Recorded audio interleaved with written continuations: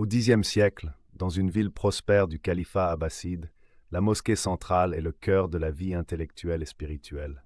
Le juge Qadi y lit le verset 616 de la sourate Al-An'am. Si tu obéis à la majorité des gens sur la terre, ils t'égareront du chemin d'Allah. Ce verset rappelle que la justice divine transcende les opinions humaines.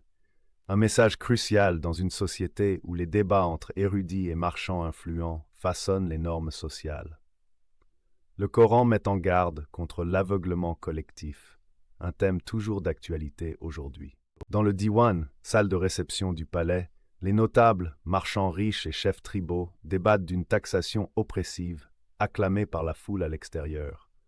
Pourtant, cette décision populaire contredit les principes coraniques d'équité. Un homme solitaire, tenant un chapelet tasbih, observe avec inquiétude. La sourate Al-An'am met en garde. Suivre la majorité sans discernement mène à l'injustice. Ce conflit entre pression sociale et vérité divine reste pertinent, comme le montrent les mouvements sociaux contemporains guidés par l'émotion plutôt que la raison. La ville, autrefois prospère, sombre dans le chaos, marchés désertés, visages mécontents, la foule manipulée par les puissants punit un innocent sous des acclamations. L'homme solitaire pris dans une ruelle, contrastant avec la fureur collective. Ce déclin illustre le verset 616. L'obéissance aveugle à la majorité corrompt la société. Historiquement, l'islam a toujours valorisé la pensée critique, comme le rappellent les enseignements de l'imam al-Khadim sur l'usage de la raison face à l'injustice.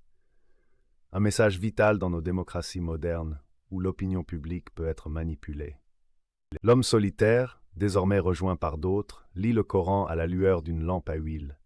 Le Qadi, dans une nouvelle assemblée, rappelle la parole d'Allah devant des auditeurs repentants.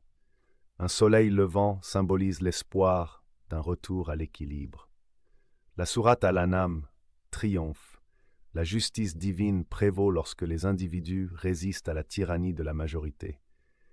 Ce récit reflète les luttes actuelles pour l'intégrité morale, comme les mouvements basés sur des preuves evidence-based face aux fake news. Le Coran, depuis 14 siècles, guide ceux qui priorisent la vérité sur la popularité.